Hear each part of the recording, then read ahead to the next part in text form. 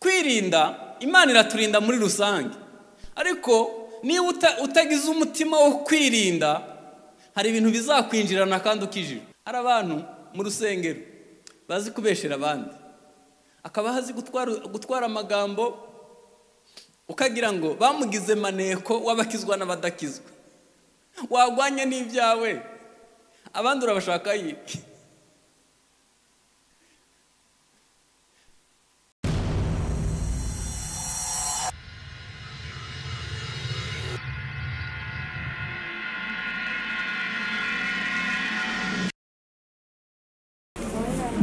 Uko byari biri mu minsi ya Nowa, niko bizamera mu kuza k'umwana w'umuntu. Bararongorwa, barubakaga, ubuzima bwose bwari bukomeye, umwuzure urabatungura.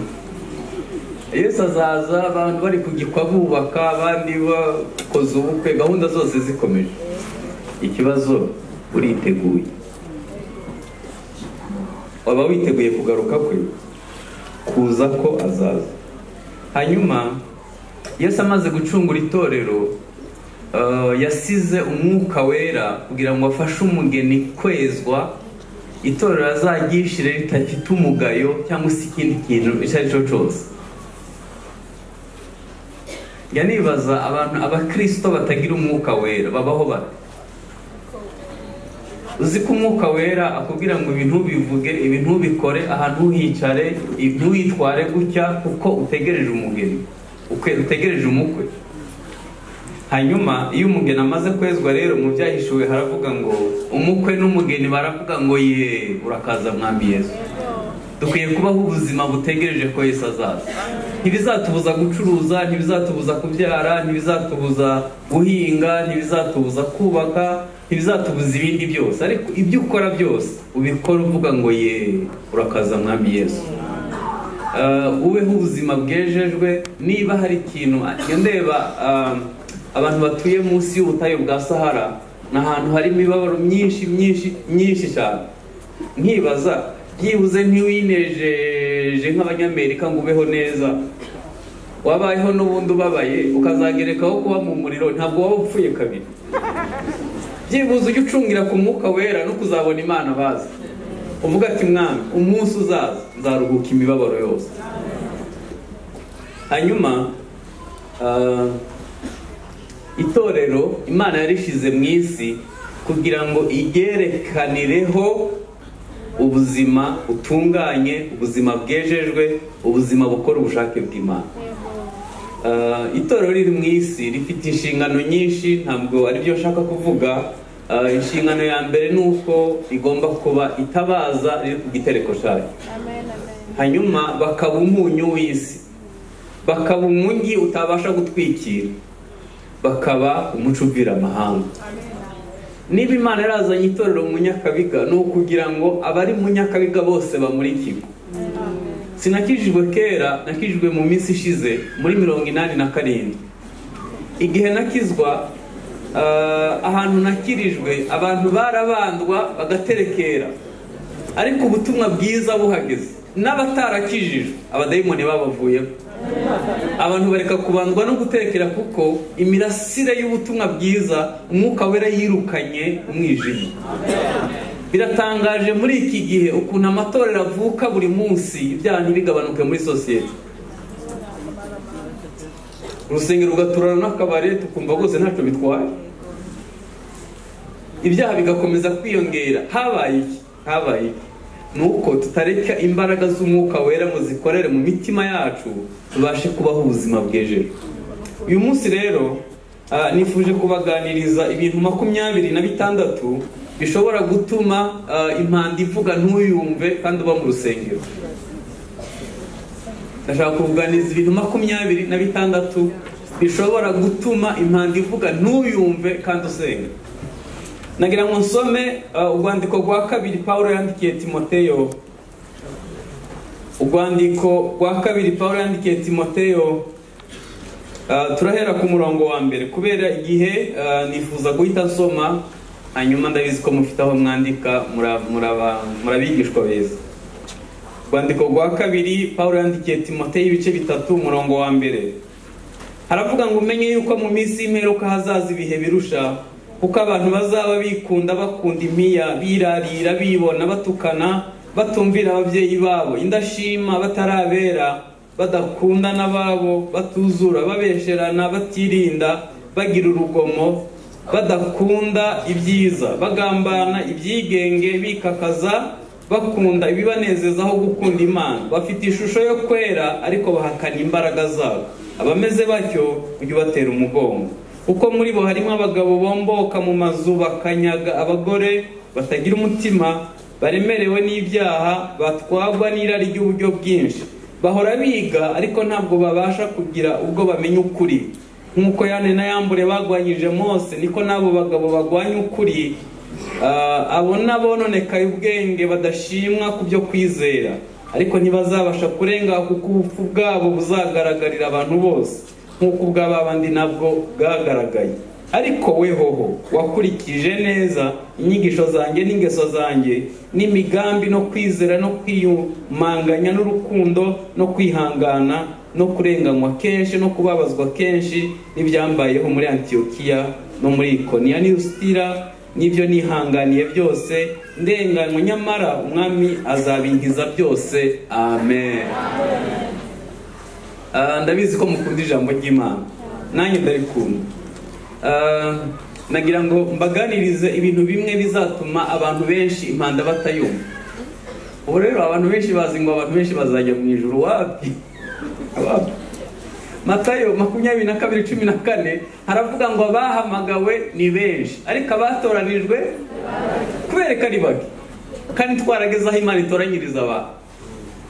Hanyuma Bibiliya iravuga ngo umugabo n'umugore umwe bazaba baryamanye, umwe agenda undi nawe asigara. Abantu babiri barimo guhingana mu murima, umwe azagenda undi nawe asigara. Kubera ko abantu bazasigara kandi barageze aho bakagombye gutoranyirizwa, kwezwa, gutunganyirizwa kugira ngo bazumve impanda kwivuga. Kubera iki? Ni ukubera ko batitaye ku bwere bw'umutima. Matayo 5:6 haravuga ngo hahigwa abafite imitima iboneye kuko ari bo bazabona Imana. Hano nta santima zirimo. Imana ikunda ubwere bw'umutima. Kimwe mu bintu tugenda dutakaza nk'amatorero ya Gikristo ni ukubaho ubuzima bwejeje. Turashaka gusa n'abandi, hakugira ngo isi twigireho, ahubwo twe turashaka kwigira ku isi. Dukwiye kwitoza kubaho umutima nk'uwo Kristo yari afite. Niryo sano ubuzima bwejejwe nico kiduhuza nawe. Hano Bibiliya yatubwiye ngo ari kumenye ko, iyo bavuze ngo ari kumenye ko, nagira ngo misobanureho gatoya. Ntabwo bavuga ubumenyi twiga mu ishuri, ntabwo bavuga ubumenyi bwo mu mutwe. Hari ikibazo cyabaye munsi y'ubutayu bwa Sahara, aho iby'Imana tubizi mu mpapuro tukabimenya no mu mutwe, ariko bidasa n'ubuzima tubaho. Tuzi kubiririmba no kubyigisha, ariko kuwa mbere no kuwa kabiri no kuwa gatatu no kuwa gatandatu sibwo buzima tubaho. Reka mbabwize ukuri, abakristo bari muri iki gihugu baramutse basa n'ibyo bavuga, Uburundi bwahinduka paradizo. Amatorero arahari. Kimwe mu bintu isi yangira abakristo nuko tuvuga ibintu byiza ariko tudasa nabyo. Hano Bibiliya yavuze ngo ari kumenya ni ukumenya kuri mwihishurirwa, ntabwo ari ukumenya ko mu bwenge. Abakristo bakwiye kubaho ubuzima bufite ihishurirwa, bufite icyerekezo, ukavuga ngo ndava mu isi ndajya mu ijuru. Impanda izavuga, ntabwo imishinga yacu ntizabuza Yesu kugaruka. Dukwiye kubaho ubuzima bwiteguye ko impanda yavuga. Ariko umenye ko mu minsi y'imperuka hazaba ibihe bigoye. Abasaza batangiye kera, iyo bahera kuri ibi mvuze, bakatwigisha ko hazaza interinete, hazaza WhatsApp, hazaza smartphone, bakatubwira uko tuzitwara muri iki gihe. Nta kibazo twari kuba dufite cyane. Ariko ikibazo twasoheye mu gihe gikomeye nta waduteguye. Duca mu gihe kigoye ku cyumweru nzababwira ibimenyetso 15 bigaragaza kugaruka kwa Yesu bifatika. Nagira ngo mbabwire ko iyo badutegurira kubaho muri iki gihe twari kubaho ubuzima bukijijwe, tukimukana ukuri kw'ijambo ry'Imana tukabasha gukoresha muri iki gihe gikomeye. Ariko umenye ko mu minsi y'imperuka hazaba ibihe bigoye, hazaba ibihe birushe. Kuruha hari igihe twibaza ngo kuruha ngo ni iby'inyuma gusa mu mubiri. Hari igihe umuntu aruha mu mwuka, akaruha no mu marangamutima, no mu mubiri akaruha, hanyuma agasigarana gusa izina ryiza ry'ubukristo ariko afite ubuzima burusha. Uzahagarare nk'aho mpagaze undebere mu maso y'abakristo, hari abantu batwenga ari uko bibagiwe. Ukabona mu maso ntaruhutse, ukabona Kristo ntacyo yamumariye kabisa. Imbuto yitwa umunezero ntiyamugezeho. Ukibaza ko yaruhiye aho abandi baruhukira yazize iki? Nyine ararusha. Abantu benshi bakeneye uburuhukiro, bakeneye kuruhuka, bakeneye guhura na Yesu aruhura. Umenye ko mu minsi y'imperuka hazaza ibihe birusha, ibihe bigoye. Hanyuma muri za virisi 26 nashaka kubabwira iya mbere, abantu bazaba bikunda. Murebe hano mbabwire, isi ifite ibintu byose, ikintu itagira ni urukundo. Hanyuma abantu bakwiye kuva mu isi bakaza mu rusengero baje kuhashaka icisi idafite. Bakwiye kuza kuhashaka urukundo kuko mu isi iruhaba. Hanyuma no mu rusengero naho, si hano iwanyu ariko ni muri Mozambique, no mu rusengero naho kimwe mu bintu bihabuze ni urukundo. Umukene iyo yakoze ubukwe abutaha wenyine, umukire iyo yakoze ubukwe twese turaboneka. Umukene iyo yabyaye ihemba, umukire iyo yabyaye twese tuba duhari. Ubu hari umuntu ataza gusenga tukamutelefona tukamuza impamvu ataje gusenga, ariko wowe ntushaka uzasiba ukwezi kose, ntituzabimenya pe. Ntabwo dukwiye kubaho ubwo buzima. Yesu yaravuze ngo nimukundana nibwo bazamenya ko muri abigishwa. Ikintu bakwiye kudushakiraho isi idafite ni urukundo. Hari abantu babaye imfubyi. Nagira mbabwire ko ikibabaza imfubyi ni ukuva ku ishuri watsinze ntawe ukubaza bilete. Ikintu kibabaza imfubyi ni ugushaka gushingirwa ntawe uzakuvugira ijambo. Ni ugukora amakosa udafite umubyeyi uguhana. Hari abantu bakeneye hage yawe gusa, bakeneye kubahobera ngo bumve urukundo. Hari umuntu atagize ubusabane na se, afite se w'igikoko, ataha amena ibintu byose, akeneye gusa kumuhobera ukamubwira ngo ndagukunda byonyine. Menya ko guhamagara umuntu kuri telefone, ndamubaza ahita arambaza ngo umpamagariye iki. Ndamubwira ngira ngo nkubaze uriyumva gute, ufite amarangamutima ameze ati, ahita ararira. N'umuntu mukuru ararira. Ndamubaza urijijwe niki, arambwira ngo nibwo bwa mbere pastor ampamagaye atansaba amafaranga.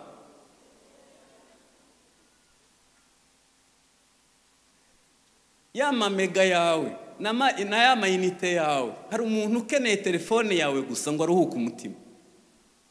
Kimwe mu bintu bibuze mu bakristo ni urukundo. Dufite amakorali aririmba neza, dufite ibyuma bihenda n'isengero ziteye ubwoba, Imana ishimwe, ariko ibyo ntibyuzuye bidafite urukundo. Ntabwo byuzuye. Ibi mvuze murumva byoroheje, bivuze mu magambo yoroheje, ariko nagira mbabwire torero rya Kristo, nitutagaruka ku rukundo rwa mbere Satani azadusenya. Itorero hano mu byaheshuwe haravuga ngo wakoze byose neza ariko mfite icyo nkugaya, nuko waretse urukundo rwawe rwa mbere. Itorero ryandikiwe riri muri Turukiya. Kuri ubu iyo tugiye kuhasura dusura ibisigazwa bya fondasiyo aho itorero ryahoze, abayisilamu muri 99.9% nta mukristo ukihari. Kubera iki? Babuze urukundo, itabaza riva ku gitereko cyayo. Reka mbabwire, nitutagaruka ku rukundo rwa mbere, itabaza rizazima, basigare bavuga ngo higeze kubaho. Ahantu hose itara rizimye umwijima uraza, biri automatique. kimwe mu bintu bigoye kubona mu bakristo ni urukundo. Mperuka gukora igikorana ahantu, hanyuma ngiyeyo sanga aho hantu hari ushobora guhagarara ahantu hamwe ukabana insengero 11 utavuye aho uhagaze. Noneho mbona aho hantu twari tugiye gukora igiterane harimo ibitaro, hari ibitaro biri hafi aho. Ndavuga duhagarike igikorane tubanze tujye mu bitaro, tujye gusura mu bitaro. Nababajwe no kwinjira mu bitaro ngasanga ku gitanda handitseho ngo uyu muntu ntagira umugwaza, ntagira n'umugemurira. Agoswe n'insengero 11 bavuze ibyuma cyane bagasakuriza umugwayi ya burayi. Yesu aramutse ari wahari ntiyakora nk'ibyo. Bazaba bikunda. Tugeze mu gihe cy'abantu bikunda. Wagira ngo ibyo mvuze biri kure. N'abagabo mu ngo barikunda. Uzandebera isaha nziza ni y'umugabo, urukweto rwiza no rw'umugabo, costume nziza ni y'umugabo, imodoka nziza ni y'umugabo.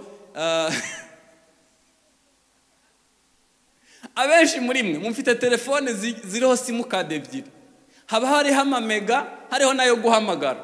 Uramutse uyahaye umwana wawe yababayeho neza, ariko umwana inkweto zirahengama kubera kwikunda.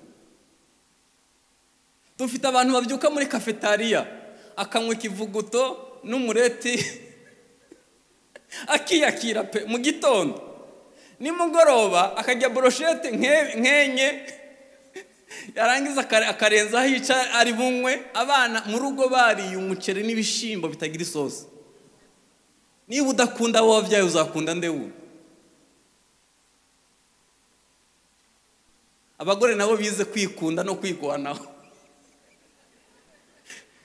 Bize kwikunda kuko babuze keya, bize kuyiha, bize kuyakira no kwifata neza. Mu minsi y'imperuka abantu bazaba bikunda. Bazaba bikunda. Tugeze mu gihe kibi cy'abantu bikunda. Icya kabiri, ibi tuzabigarukaho ku cyumweru. Icya kabiri, bazaba bakunda impiya. Nagira ngo mbwire abantu bari hano muzaba bakire. Amafaranga rinete biterwa n'amaboko yafite. Amafaranga nta kibazo afite, ahubwo amaboko yafite. Nabonye abagabo bagize amafaranga bagera igihe wamusuhuza akaguha imitwe y'intoke kuko harimo telefone ihenda n'ifunguzo, ubona afite iseseme ngo yagize amafaranga angahe. Nabonye abantu bitukuza atari n'abakongomani kubera amafaranga.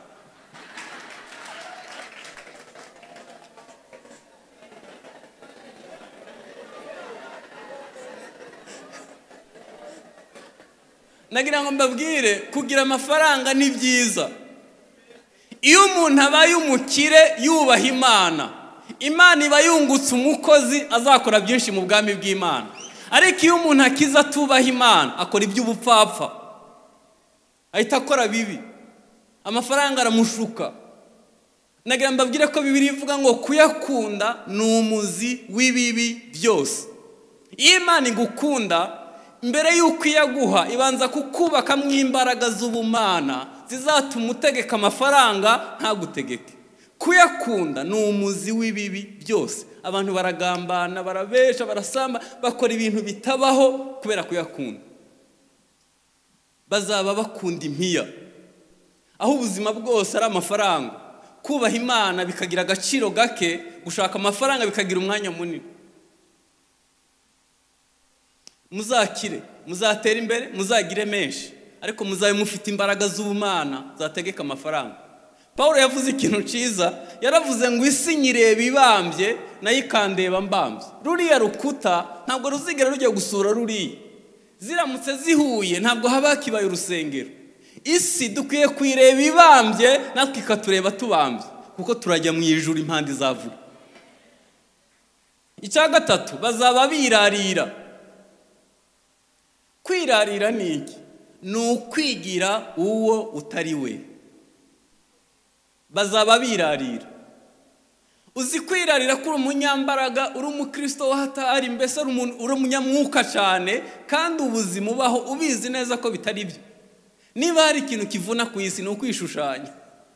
kwigira utari ni wowe uvunika. Mu byahishuwe haravuga ngo wibwira ko uri umukire kandi uri umutindi, ukibwira ko wambaye kandi wambaye ubusa, ukibwira ko ureba kandi ukwiye umuti amaso agahumuka. Kimwe mu bintu bigoranye mu itorero rya Kristo muri iki gihe nuko tubayeho ubuzima bwo kwirarira. Ntitwemera ko twinjiranywe, ntitwemera ko turi mu ntege nke, ahubwo tubayeho ubuzima bwo kwirarira. Muri 87 nabonye korali iririmba, abantu bagahumuka amaso, bagakira ubumuga. Nabonye korali iririmba ihagaze hano ku ruhimbi, ahantu hose hari umudayimoni akavuza induru. Ubu ko bitakiba, abadayimoni bashize mu bantu.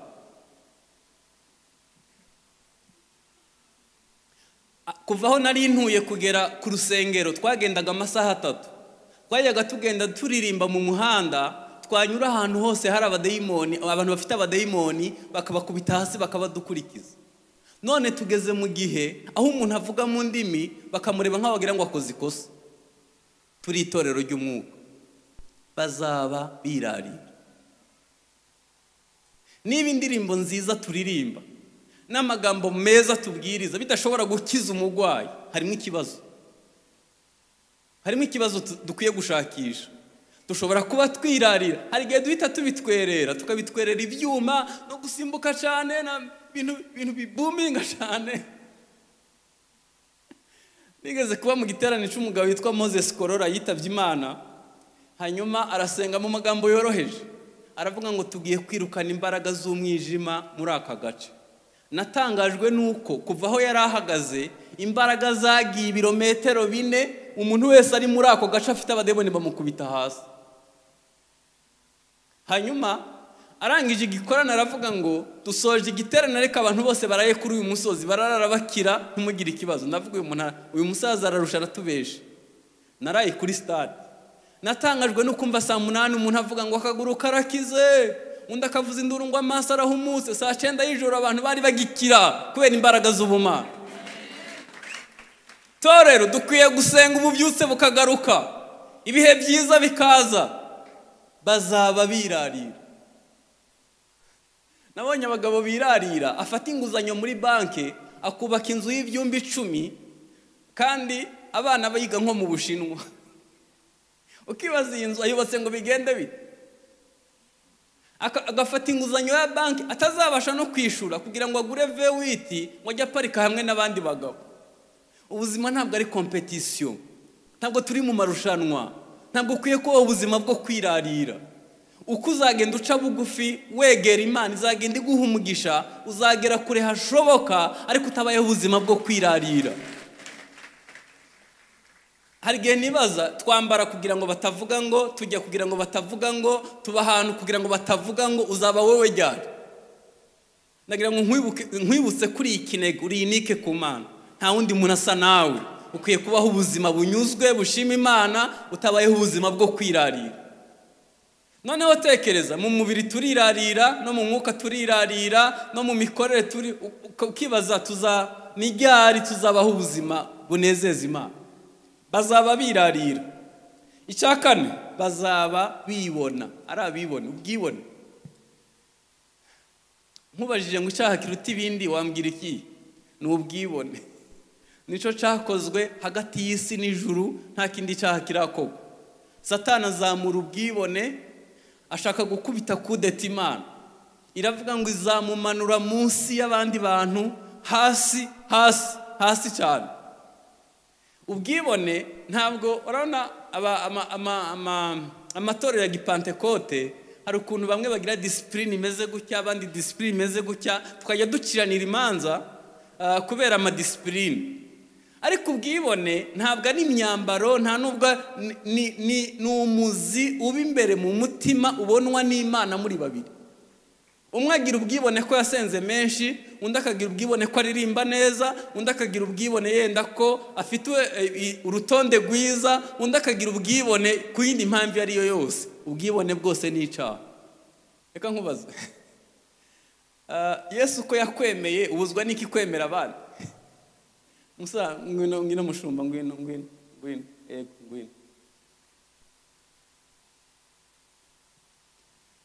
murebe hano, tumanike amaboko hejuru, tuzamura ukuboko. Ninde ufite kurekure? Niwe. Noneho tumanure hasi. Ninde ufite kurekure? Ni ngewe. Andushika ijyaruguru nkamushika ijyepfo. Murakoze. Nta muntu uruta undi. Niba Imana yarakwemeye ukwiye kwemera abandi. Ntabwo Imana yakora ikosa ryo gufata ibintu bimwe ngo bishire mu muntu umwe. Bamwe bagize kuba intumwa, abandi abigisha, abandi abahanuzi, abandi. Imana ntiyakora ikosa ryo gufata ibintu bimwe ngo bishire mu itorero rimwe. Bamwe bazi gusenga, abandi bazi kuramya, abandi bazi gutanga, abandi bigisha ijambo. Dukwiye kwemerana kuko Yesu yaratwemeye. Ubwibone nibwo butuma twirwa dusenyana, duciranira imanza tudashobora kuba umwe ngo bishoboke. Bazaba arabibona. Hanyuma ikindi, bazaba batukana. Ibi byo ngira ngo ntabwo biba mu Burundi. Abantu baratukana bakajya ku social media bagatukana, abantu baratukana. Nabaye pasiteri jya mu nama ya mbere. Nama ya mbere nagiyemwo abashumba baratukanye. Ndangije mitanandika urwandiko rwo gusezera. Ntabwo biri gwagwana muri social media, ntabwo mubibona. Pasiteri wo ku ruhimbi na pasiteri wo mu nama ukabona ni babiri badasa. Ntibizagire n'iwanyu n'ukuri kw'Imana. Bazaba batukana. Hanyuma ikindi, Bibiliya ivuga ngo bazaba batumvira ababyeyi. Ntabwo nzi niba mubona ko mu karere k'ibiyaga bigari dufite iki kibazo c'ububyeyi. Bibiliya ivuga ngo wubahe so na nyoko kugira ngo uramire mu gihugu. Mu mategeko 10 itegeko rifite isezerano ni rimwe gusa, kubaha ababyeyi ukabona kurama. Iyo udafashije ababyeyi gusaza neza, nawe iyo mbuto izakugeraho. Umugabo umwe yajyaga afata imyenda ishaje akaba ari ya papa we, hanyuma umwana we agira ngo niko bigenda. Papa we nawe arasaza akajya afata imyenda ishaje akaba ari yamuzanira akavuga ati wambwabo ngewe narihaye uransuzugura nkanda. Kambwira ati rega najyaga mbona uha papa wawe imyenda ishaje nkagira ngo niko bigenda, nta kosa nakoze. Dufite ikibazo c'ububyeyi. Niba uhagurukiye umushumba wawe yakubyaje ubutumwa bwiza akakubatiza, uhame hamwe nawe bazaguhagurukira. Mu myaka 35 maze mu rusengero nagiye mbona aho umuntu agira impano ubwibone bukamufata agahita aca igice akagitwara, ariko nabo bakazamucaho ikindi gice, ukazabona bihora ruhererekane, abantu badajya gutangira umurimo w'Imana ku neza, ahubwo ari muri roberiyo kwigomeka. Kubera iki? Hari ikibazo c'ububyeyi. Bazaba batumvira ababyeyi. Hanyuma ikindi, Bibiliya ivuga ngo bazaba ari indashima, abantu badashima. Ibintu byose uvuze, nigeze kubona umudiyakoni hari inyuma afite agapapuro yanditseho. Ngira amatsiko yo kureba ibyo yanditse. Sanga yanditse amakosa 11 pasiteri yakoze ari kwigisha. Ndamubwira okay, wanyeretse nawe wanditse ibyiza avuga ngo ngiye ngusinya mfashwa ngo mbereho ngo kumenya ibibi bikorerwa mu ruse. Uzikora abantu babereho kujora gusa amakosa bera hano. Uzafashwa ryari? Uzasabana n'Imana ryari? Hari abantu bazabarinda shima, babaho na kimwe bashima. Uwa mama koko bateguye indabyo mwamfasha tukabaha amashiko.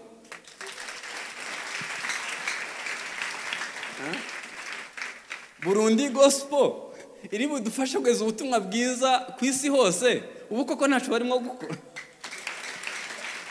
Abantu baduhaye ibyuma bivuga neza gutya ntimwabakomera amashi. abantu bazaba ari indashima, ariko nta waturenganya, nta utanga icyo atahawe.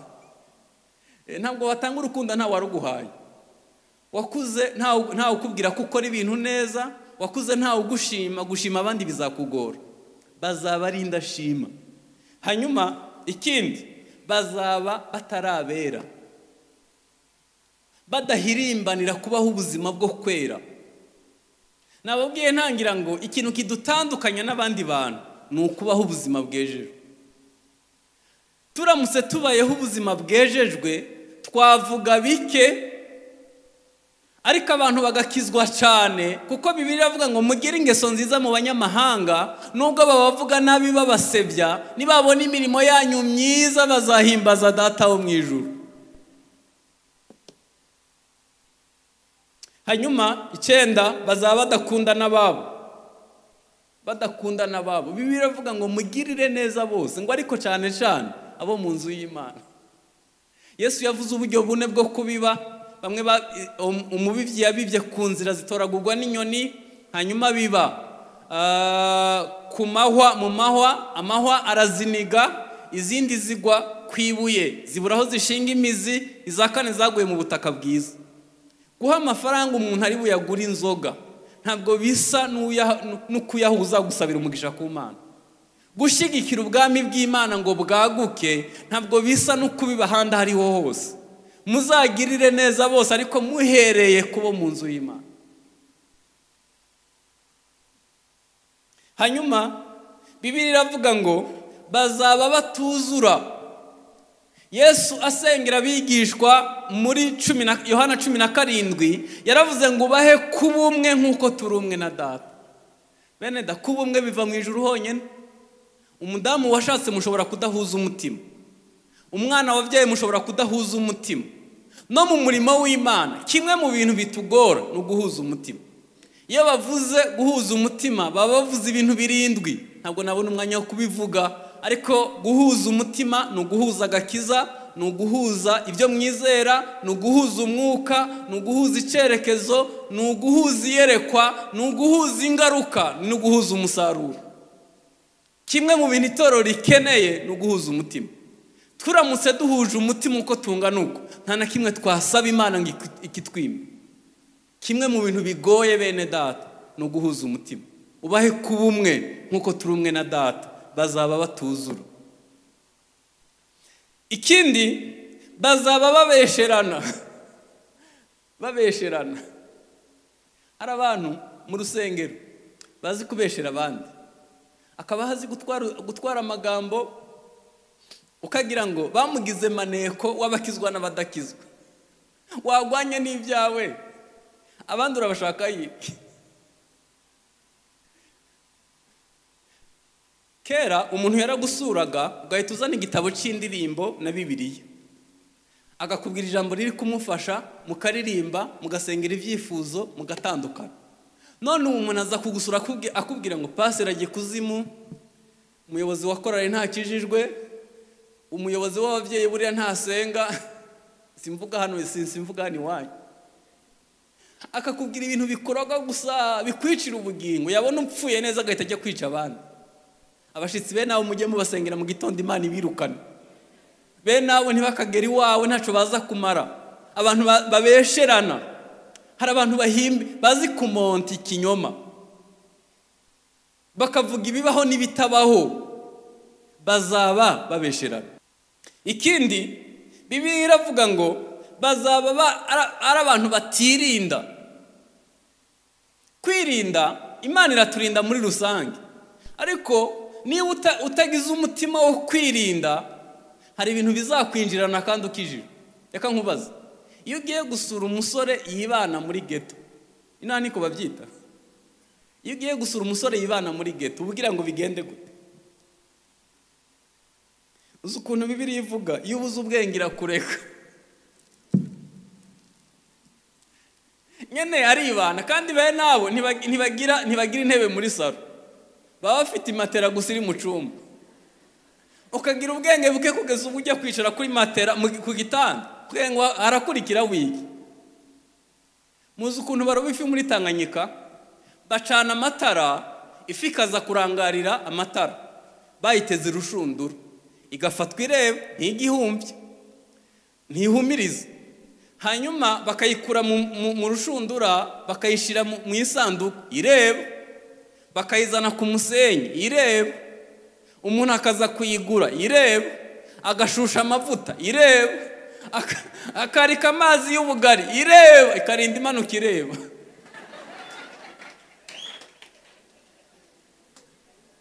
Nibikunanira kwirinda uzasura umuhungu kuko wabuze kwirinda, hanyuma birangira uguye mu mutego.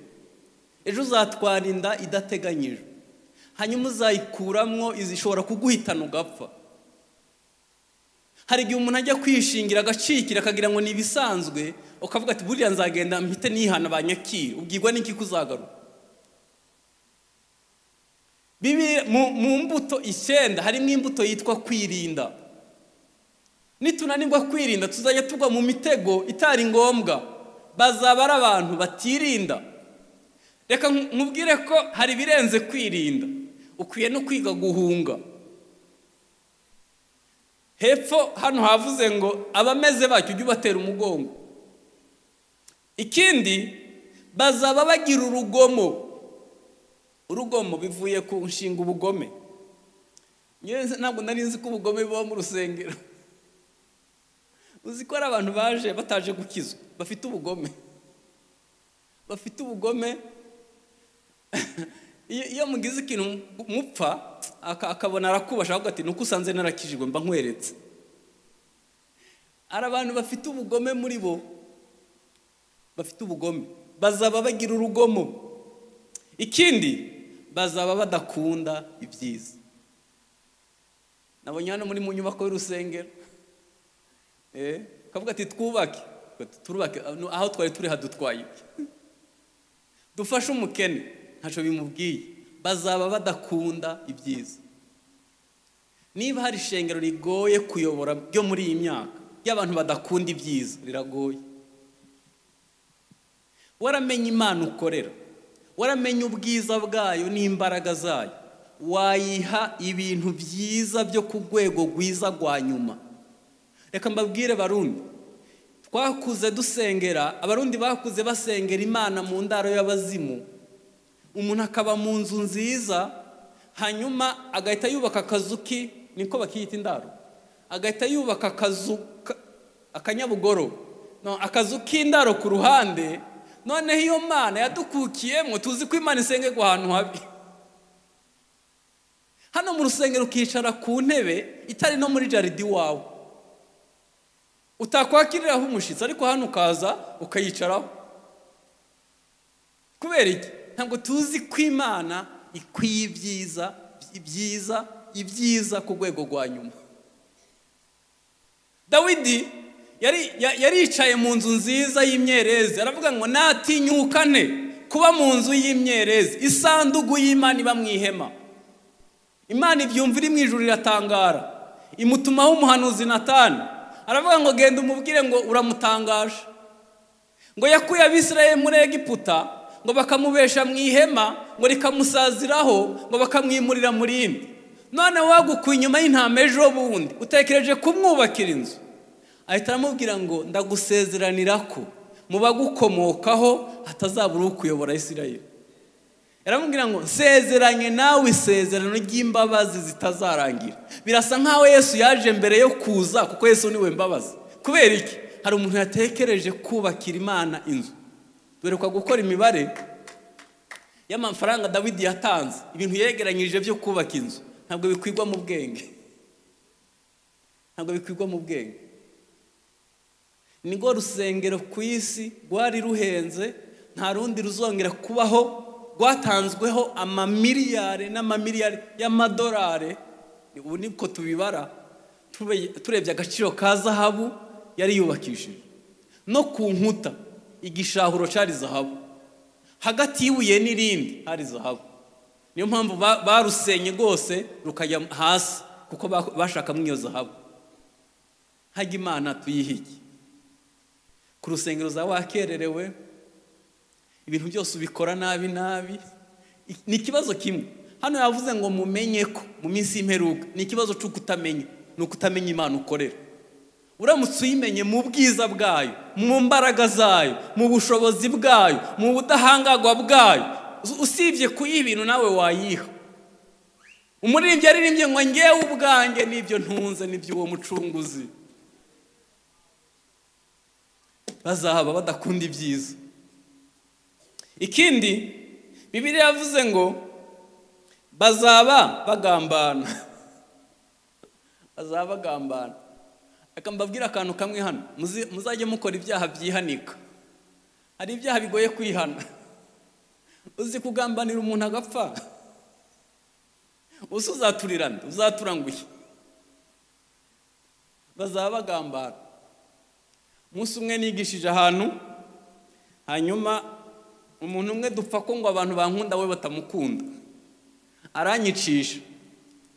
Ikirara batumye kunyica gisanga ni inshuti zanjye. Hari ukuntu nyene iyo nabonye amafaranga nyangura imigati nkajya mu ikanivo kureba abana bo mu muhanda, nkabaha imigati tugasangira tugasabana. None ikirara batumye kunyica cyari inshuti yanjye. Kiranje kirambwira ngo mwana, ngo ntabwo nakwica. Mwagiye mugira neza abantu bose kutazuza gutabara. Noneho uwo muntu naramwanze mu mutima, nta kindi nari bumutware. Mwanze njya gusenga ahantu, Imana irambwira ngo abantu barakwanze nawe urabanga kandi uwanga mwene data wundi n'umwicanyi. Navuga Mana, barampemukiye none ushinja ubwicanyi atari ngewe wabikoze. Mpita nihana nyene kudakundana. Iyo namubonaga mu rusengero nahita numva ikintu gihagaze hano. Navuga Mana, naramubabariye mu rukundo rwo kumukunda nago ndarubura. Nkumva ikintu kirahagaze. Yarangiza kwigisha nkahita niruka nkamuhobera kugira ngo nkumva kiracarimo. Iki kintu narakibanye ndagisenga umunsi umwe ndi mu masengesho y'iminsi 3 ngiye kubona mbona haje marayika n'ijage y'amazi n'ikirahuri. Arangije arampandanywa bwa mbere n'ubwa kabiri, ku gatatu urumva kivuyemo, numva ndakize. Ugiye kumbwira ko ibyakoyeho bidafite ico byagutwaye, byarakigutwaye. Ukwiye kujya imbere y'Imana ukayibwiza ukuri. Iyo umuntu yahemukiwe agakorega ubugome, hari ikintu byamutwaye. Umunsi ufatwa ku ngufu bifite ico byagutwaye. Umunsi ubura bawe bifite ico byagutwaye. Kandi umubabaro wose utavuwe urica. Urabibika mu mutima bikazagaruka ari imvi, bikazagaruka ari igifu, estoma, bikazagaruka ari imfyiko, bikazagaruka ari kanseri. Umubabaro wose utavuwe urica. Nabanye n'umuntu mu rugo agira umubabaro urenze, mu gitondo dusanga nta gasatsi na kamwe k'umukara afite, yose wabaye imvi. Ingwara zirimo kwica abantu 50% zituruka ku mubabaro. Umunsi umugabo waguca inyuma bifite ico byagutwaye. Umunsi uhemukirwa bifite ico byagutwaye. Ukwiye kubwiza Yesu kuri, ukamubwira ngo nahuye n'urugomo niwe wanyakira. Iyo umuntu yatawe atabandi bifite ico byagutwaye, Yesu yakuruhura. Aho wari ufite ibyiringiro warahemukiwe, wagurije abantu barakwambura, wahuye n'ibintu bibi byangiza amarangamutima yawe. Iyo umuntu ahuye n'ibintu bidakwigwa mu marangamutima byibika hano, kandi iyo kuzuye agasagure hano ku bitugu ukajya wumva ugira ngo wikoreye toni. Iyo hano huzuye bisagura uruti rw'umugongo rugahora rukujya kandi wajyanye kuri matera nziza. Iyo hano hamaze kuzura bijya muri estoma, hanyuma bikajya mu mfyiko bugana ku gupfa. Bafitiye inkuru nziza kuri uyu mugoroba. Yesu ntiyaje kudukiza ibyaha gusa, yaje no kutuvura ibikomere byacu, yaje no kudukiza ibituremerera. Yesu yabidukiza bigakunda. Hanyuma Bibiliya avuga ngo bazaba ari ibyigenge. Reka mvugemo akantu kamwe hano. Roberiyo yose ntiva ku Mana. Satani niwe mwami w'abaroberi. Kuva abaye umuroberi mu ijuru kugera uyu munsi ni umwami wo kwigomeka. Nubona umuntu yigomeka ku bintu byiza byose, akigomeka, ntabone ibyiza agahora abona bibi gusa, akarebera ibintu muri negatifu gusa, uzamenye ko yahuye no kwigomeka. Bibirakogwa mu rusengero. Bazaba bikakaza bakunda ibibanezeza aho gukunda Imana, hano havuze ngo bafite ishusho yo kwera ariko bahakana imbaraga zako. Bibiliya yavuze ngo hari n'abagabo nabo binjira mu ngo z'abandi bagatwara abagore b'abandi. Gusambana bimaze gufatwa nko gukoresha ukuboko kw'imoso. Kera mu ishure iyo umuntu yandikisha imoso baramukubitaga, ntimuzongere n'uburenganzira bwabo. Ariko gusambana bisigaye byoroshe cyane nko gukoresha imoso. Iyo tuvuze gusambana ntabwo twasiga ubutinganyi.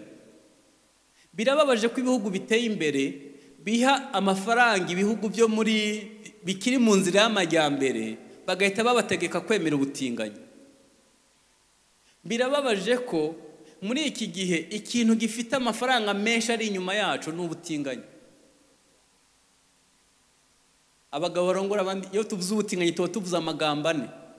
Ni abagabo barongora abandi bagabo, ni abakobwa barongora n'abandi bakobwa, ni abantu bihindurije igitsina, akavuka ari umuhungu akavuga ati ndabirambiwe mu mbage mungira umukobwa.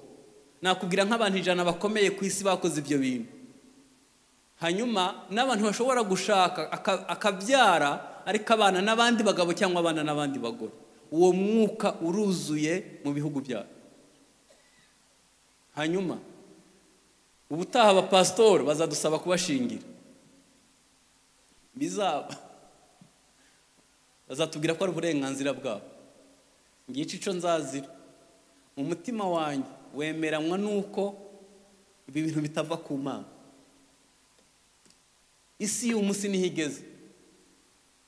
Itorero rikwiye guhagarara mu mwanya wayo rikagaragaza ukuri kw'ijambo ry'Imana. Hanyuma Bibiliya iravuga ngo aba bantu bahora biga ngo ariko ntibigira aho bamenya ukuri. Kuwa mbere baba ari hano no gucumweru no mu mwaka akazamara imyaka 5 ukajya wibaza uyu muntu yabaye iki. Ntakura mu gakiza, ntamenye ukuri habaye iki. Bariza umugeni umwicaranye ngo habaye 22 bazaba bagwanya ukuri. Hanyuma bavuze ngo nabantu bononekaye ubwenge ngo ntibashimwa ku byo kwizera. Reka mbabwize ukuri, ibindi bintu byose wabihimba wabifarisifya bigakunda, ariko imbuto z'umwuka ntiwazihimba ngo zemere. Wagerageza ibindi byose bigashoboka, ariko iyo udakijijwe imbuto z'umwuka ntiziza. Kandi Yesu yavuze ngo muzabamenyera ku mbuto zabo. Ushaka kumenya aho ngeza gukizwa uzabaze madamu tubana, ni ubizi. Ubajije n'abana bagerageza. Umpaye iminota 5 gusa nkaganira n'umugabo wawe, nahita menya aho ugeza gukizwa. Nganire n'umugore wawe nahita menya imbuto wera. Urabona hano twese tuba turabatagatifu. Urabona iyo umuntu ageze mu rusengero ahita yitwara nk'imodoka igeze imbere ya polisi, ihita yigira intagatifu kugira ngo ntiyahoze yiruka. Kandi irenze polisi irongera ikiruka. Hano twese tuba turabera, ariko muri bwa buzima bwa buri munsi, ku isoko aho ucururiza, mu baturanyi, mu rugo rwawe, nibwo bigaragaza ko wahuye na Yesu koko. Hanyuma nagira ngo dusenge. Bibiliya yavuze ngo ariko wehoho wakurikije inyigisho zanjye ukuri kw'ijambo ry'Imana. Iyo bavuze ngo wehoho wakurikije inyigisho ni uguhinduka kuba umwigishwa wa Yesu. Ijambo rivuga umukristo rigaruka muri Bibiliya inshuro 3 gusa. Ijambo rivuga umwigishwa rigaruka inshuro 250. Hajya uri umwigishwa wane? Urasa nande? Ninde yakwigishije? Nibihe birenge wigiraho? Hanyuma Bibiliya iravuga ngo wakurikije ingeso zanyu. Iyo bavuze ingeso ni character. Reka mbabwize ukuri. Karagiteri izaduhinyuza. Imiterere izaguhinyuza. Hari igihe umuntu ashavura ukibaza iri shavu riva ku Mana. Ukabona hari ahantu Yesu atageze. Yesu yamubereye umukiza ariko ntiyamubereye umwami. Bibiliya iravuga ngo n'imigambi no kwizera no kwiyumanganya n'urukundo no kwihangana no kurenganywa. Reka soze gutya. Paulo yageze igihe arirata. Aravuga ngo ndirata gukubitwa, ubwato bwamenekeye mu nyanja, amabuye natewe n'ibindi byose. ageze ku byo twebwe twirata aravuga ngo abitekereza nk'ishano. Mu kindi haravuga ngo, mu Kinyarwanda baravuga ngo nk'amase. Abana bakoresheje urupfasoni. Twebwe umuntu yagize amase menshi niwe aba ari umugabo. Imbaraga z'ubumana ntizigaragarira mu bifadika gusa. Iyo ufashe agakiza ukakagereranya n'amafaranga ugatesheje agaciro. Yesu yapfuye ngo dukire icyaha cyo kwa Adamu, ibisigaye ni inyongera. Nituba bakwizega uzaduha ibirenze ibyo dusaba. Reka duhagarara hakwiriye. Nagira ngo nkubaze, uwafata ubuzima bwawe ubaho bw'ibanga akabukinamwo filime, bayiprojecta mu rusengero tukayirebera hamwe, wisugira ubwoba, humura ntibizaba. Uwafata ubuzima bwawe bw'ibanga, yego telefone yawe iriho code Imana ishimwe, akabikinamwo filime, wayirebana n'umugore wawe n'umugabo wawe, Umwami Yesu azaza. Nibiri hirya abantu batareba, Umwami Yesu arabibona. Twunamisha amaso dusenge. Nagira ngo nsengane n'umuntu ushaka kwakira Yesu, akavuga tumva ndambiwe kuba umunyedini, ndashaka gusa na Yesu, ndashaka guha ubuzima bwanjye Yesu. Uwo muntu ahari azamura ikiganza dusengane. Umuntu ushaka guha ubuzima bwe Yesu nahaguruka, hagurukira ahari dusengane. Ushaka guha ubuzima bwawe Yesu, haguruka dusengane. Ntibikojeje isoni, ni icyemezo cyiza wafata ukazarinda upfa uticuza. Umuntu ushaka guha ubuzima bwe Yesu, ahaguruke dusengane.